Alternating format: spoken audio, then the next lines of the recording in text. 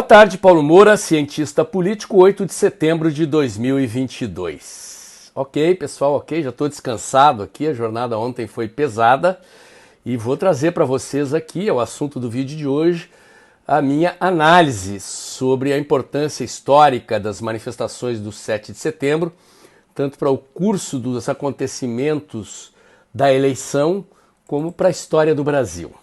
E vou trazer para cá o programa que eu fiz para o canal Tempo e Dinheiro, uma entrevista com o João Batista Oliva, é um programa que eu faço diariamente, de segunda a sexta, no canal do João, e achei que o programa ficou bom, então em vez de regravar tudo, né, vocês acompanhem aí o programa do João, ok?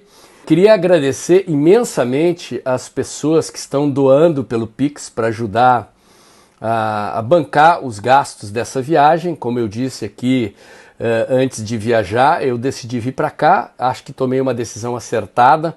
A Avenida Paulista estava linda também, mas o Rio de Janeiro e Brasília bombaram de uma maneira impressionante. Brasília, principalmente, acho que depois de Brasília foi aqui o Rio de Janeiro, os dois lugares. Nunca tinha visto Copacabana encher da calçada até a beira do mar, toda a avenida.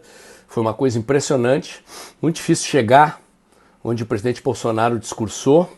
Enfim, estou entregando para vocês aqui a minha análise, ok? Gostaria de pedir mais uma vez que aqueles que puderem dar uma contribuição no Pix, tá? Nós estamos chegando muito perto de cobrir todos os custos dessa viagem. Como vocês sabem, tem o Rock in Rio aqui no Rio de Janeiro, os hotéis estavam lotados, vim de carro para não gastar muito com o avião, mas o hotel ficou salgadinho. Vou ficar pelo Rio de Janeiro até domingo, vou entrevistar gente aqui, botar mais conteúdo no canal. E agradeço aqueles que puderem dar a contribuição mensal do Pix e se puderem uma ajudinha extra para bancar essa viagem. Logo em seguida a minha análise no programa do João e eu volto depois. Sr. Paulo, muito boa tarde, seja bem-vindo ao Tempo e Dinheiro. E como todo bom jornalista, porque além de analista você é um grande repórter, a gente tem como princípio, né, como primado, que o bom repórter tem que estar onde a notícia está.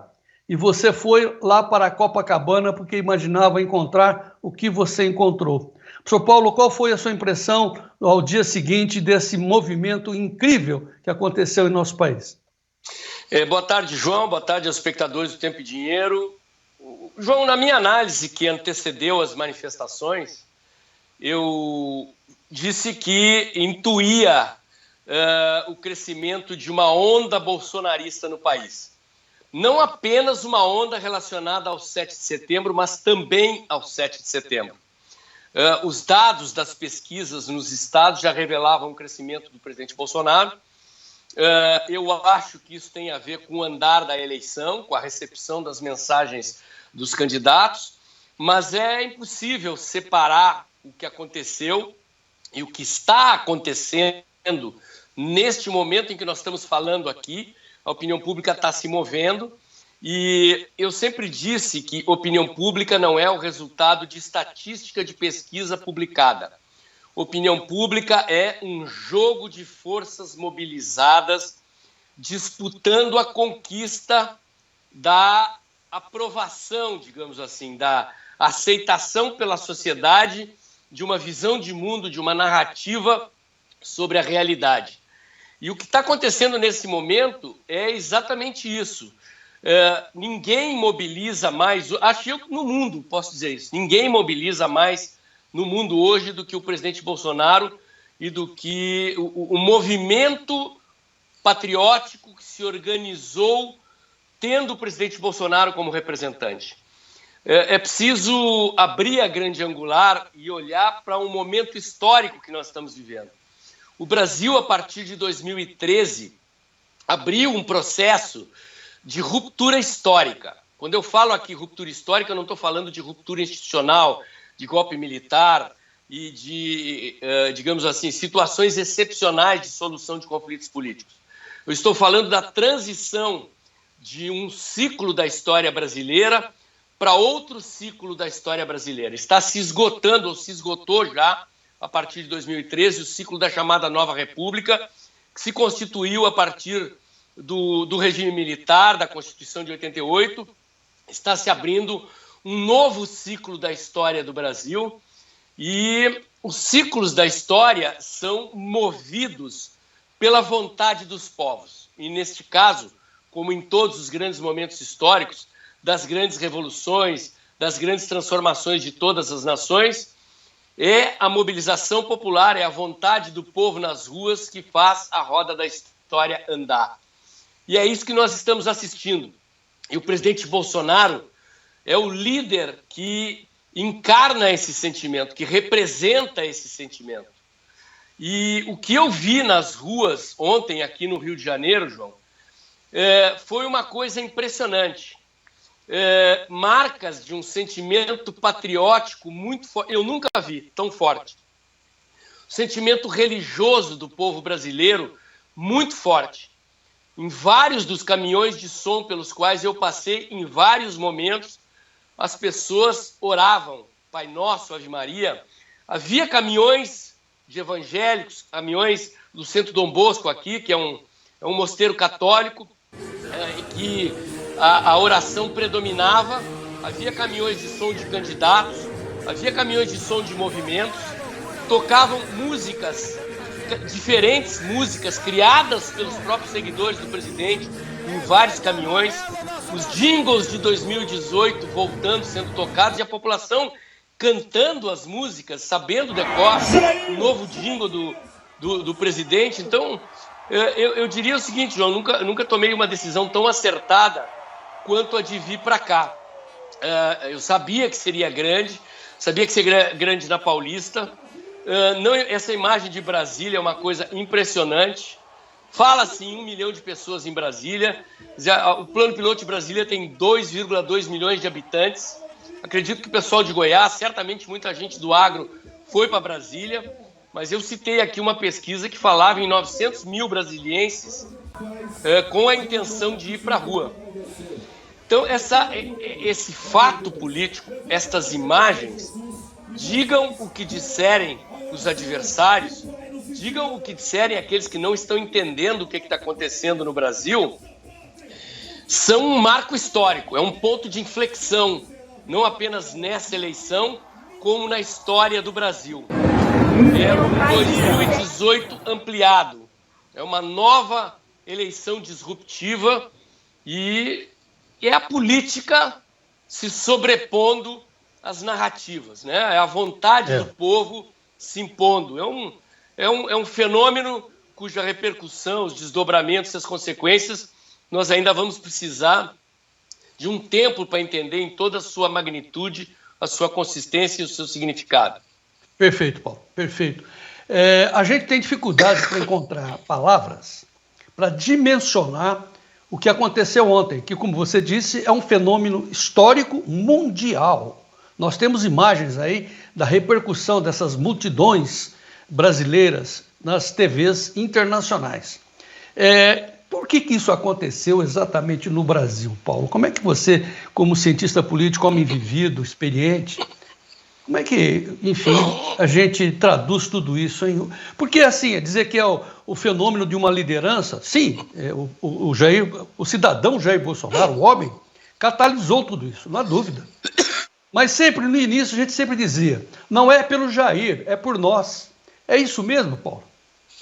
É isso, João. Não é um movimento de um homem só, é um movimento de uma nação. Nação é povo, é território, no conceito sociológico clássico, né? É a união de povo e território, e eu acrescento aqui uma dimensão cultural. É a identidade nacional de um povo.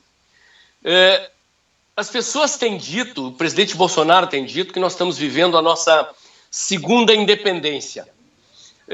E, num certo sentido, eu diria que isto fazendo uma analogia aqui à evolução da maturidade dos indivíduos, acho que o Brasil está saindo da adolescência para a idade adulta como nação.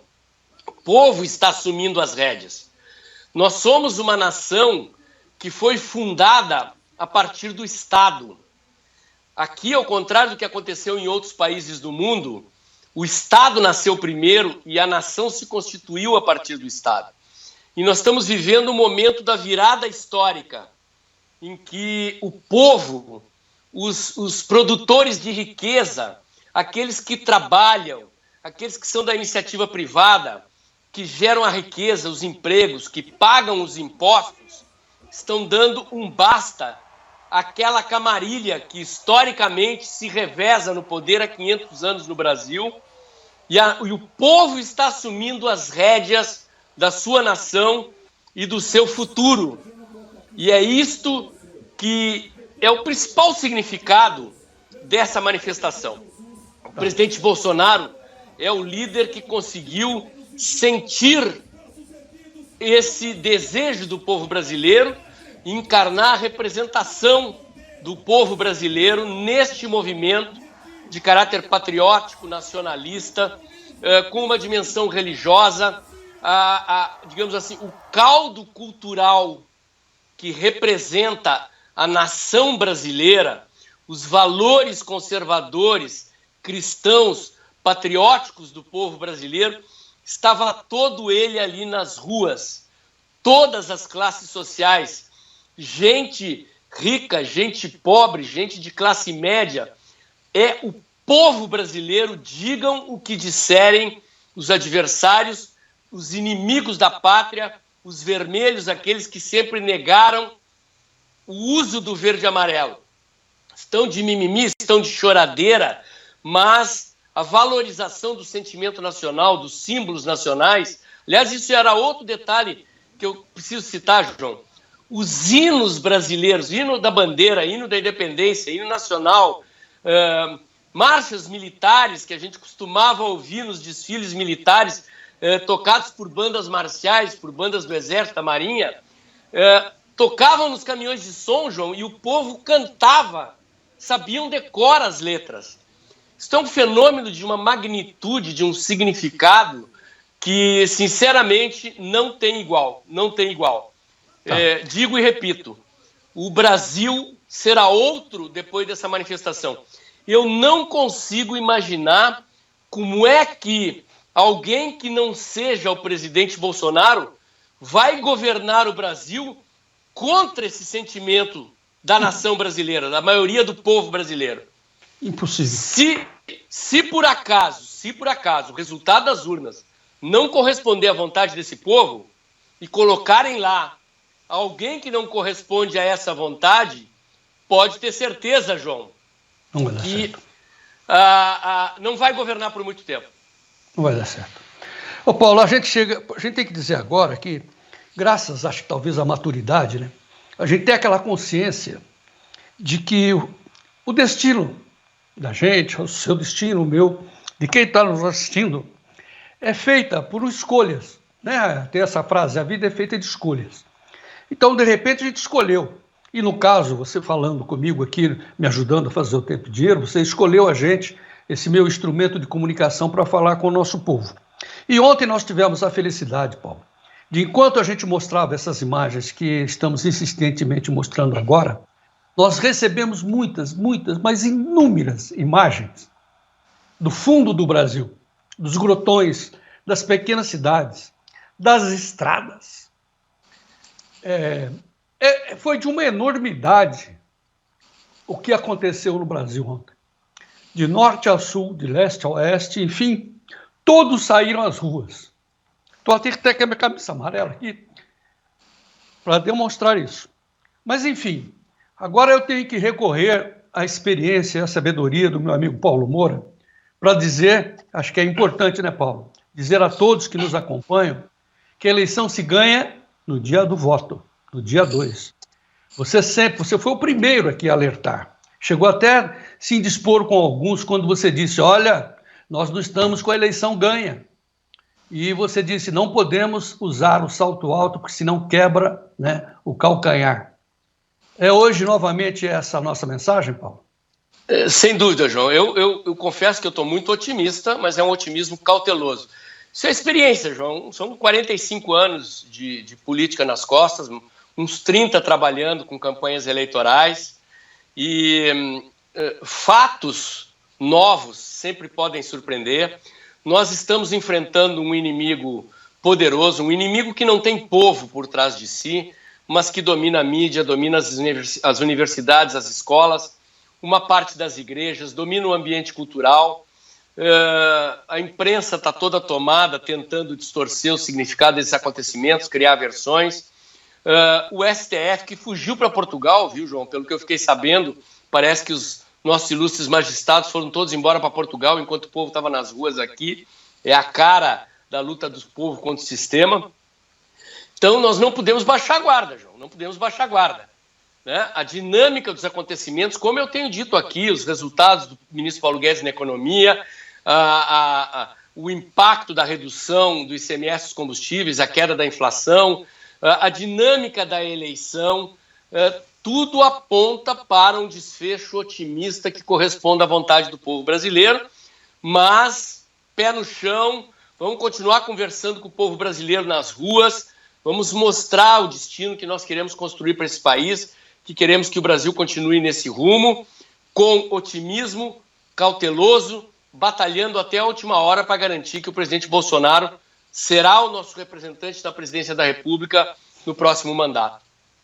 Muito bem, também nesse momento é importante a gente olhar a necessidade de termos oposição, de termos o contraditório, porque é através do contraditório que a gente reafirma os nossos acertos, as nossas decisões. Mas a nossa oposição, ela está eivada, vamos dizer assim, de um sentimento de ódio contra nós. Veja o depoimento dos jornalistas ontem, foi uma coisa escandalosa para um cidadão que está vivendo no mesmo país, que vai ser governado para o bem também. Vimos todas as manifestações desses líderes de redação, destilando, enfim, seu sentimento de repulsa, de chororô, de mimimi, que eu nunca tinha imaginado que isso fosse acontecer. Como é que você analisa isso, Paulo? É o inimigo, João, é o inimigo, são os desmamados, né? Há uma desconexão entre o sentimento da nação, do povo brasileiro e digamos assim, as instituições, se é que a gente pode colocar a mídia no patamar. Quer dizer, os juízes do STF saem do Brasil num momento como esse, né?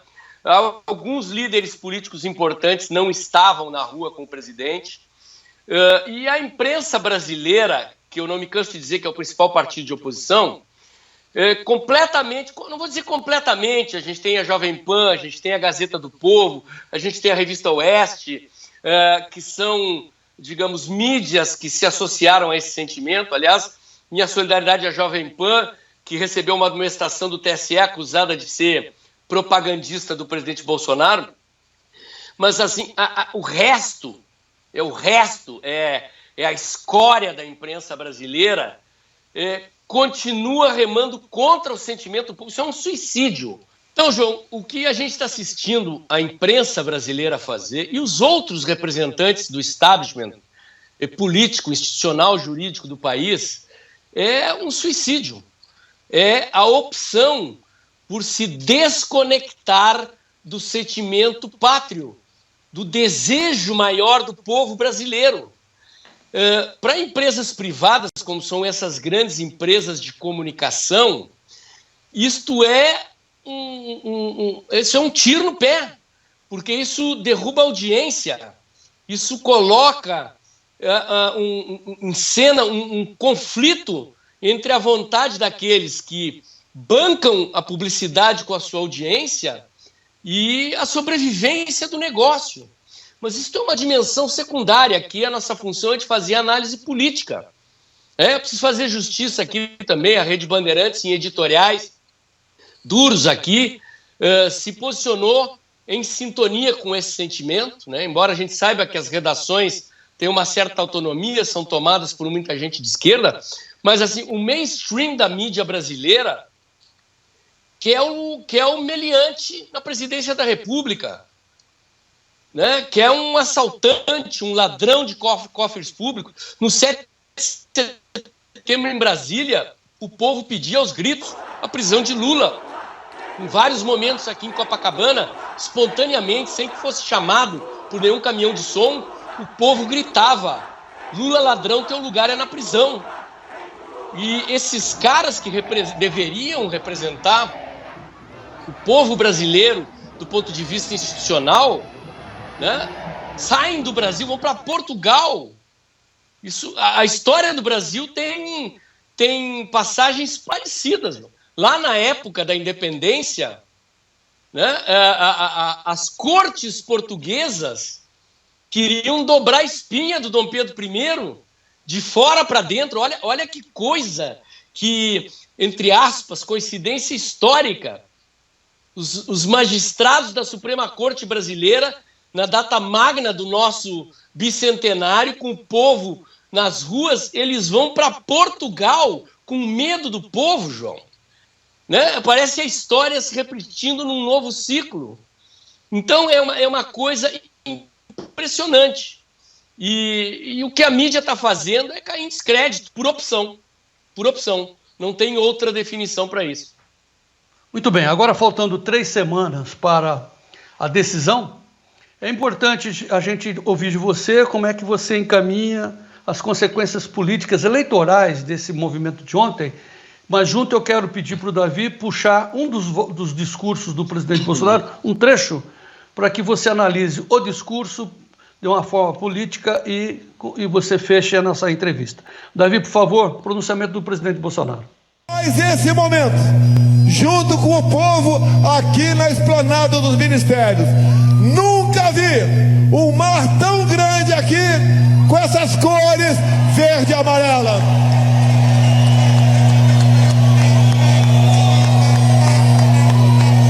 Aqui não tem a mentirosa Datafolha. Aqui é o nosso Datapovo. Aqui a verdade. Aqui a vontade de um povo honesto, livre e trabalhador. Daqui a pouco eu embarco para o Rio de Janeiro e estarei na praia de Copacabana, participando de um evento semelhante a esse. Evento que une os brasileiros dos 4 cantos do país. Evento onde entre nós não há qualquer diferença. Somos todos iguais. Todos nós queremos o bem da nossa pátria, o bem do nosso país. Tenho certeza que juntos, em outubro, daremos mais um grande passo para o futuro do nosso país e das nossas famílias. Muito bem, eu acho que é o trecho bem legal que a gente pegou. Nós tiramos, claro, da Jovem Pan, do Morning Show. A gente agradece aí a sessão pelas imagens, mas acho que é um rumo para as eleições, né, professor? Você vê que coincide, eu ainda não tinha visto esse discurso do presidente e ele fala justamente dessa questão da conexão entre o povo, né, e ele ali, ele não é um analista, né, ele é um interpretador do sentimento. E ele fala, né, de um povo trabalhador, de um povo que trabalha e que está manifestando a sua vontade. Ele mostra ali uma simbiose, uma fusão completa entre a vontade de um povo e o seu líder. É um grande líder. Há muitos anos o Brasil não gerava um líder dessa estatura política, né? um estadista de grande magnitude. Digam o que disserem os inimigos, digam o que disser a mídia, eles estão ruminando as dores de um fato político dessa magnitude e da demonstração de força que o presidente Bolsonaro deu nessas manifestações. Muito bem. Vamos encerrar, porque nós vamos deixar outro assunto para comentar na edição de amanhã, porque, como eu disse, não basta só ficar eufórico, precisamos conseguir convencer mais indecisos e, principalmente, apertar o botão certo no dia 2. E, como conclusão, temos que também escolher e apertar o botão certo para governadores, para senadores e para deputados federais e também, por que não, estaduais. Então, toda essa massa de votos que a gente precisa analisar, vamos deixar para a edição de amanhã. Mas, por hoje, eu quero agradecer muito ao professor Paulo Moura, cientista político, meu amigo pessoal, que me emociona muito, e dizer que nós estamos, né, Paulo, muito alegres de estar vivos para ver o que estamos vendo, né? Somos testemunha ocular da história. Obrigado, Paulo. Até amanhã e vamos em frente. É isso, João. Grandes testemunhas privilegiadas de um momento histórico sem igual. Obrigado, João. A nossa parceria aqui é uma das grandes coisas que me aconteceu de um ano e pouco para cá. Acho que já quase 2 anos estamos juntos e vamos seguir em frente nesse trabalho de jornalismo independente aí. Parabéns ao Tempo e Dinheiro e à nossa parceria. Grande abraço, João. E aí, gostaram? Então, por favor, curtam, comentem, compartilhem, botem o dedãozinho lá, apertem o sininho para o YouTube avisar você quando tem vídeo novo no canal. Inscreva-se aqui no meu canal, inscreva-se também nos meus canais alternativos, o Dextra by Paulo Moura do Telegram, o Dextra Jornalismo da COS.tv. Acompanhe meus comentários diários no canal Tempo e Dinheiro do jornalista João Batista Olive, de segunda a sexta-feira, um pouco antes das 2 da tarde. E lembre-se, o vídeo está acabando logo depois da vinheta, abre o aplicativo do seu banco, pinga seu Pix aí, ajude a manter este canal que há 2 anos defende valores liberais e conservadores. A reeleição do presidente Bolsonaro entrega aqui diariamente informação e análise independente. Amanhã tem mais.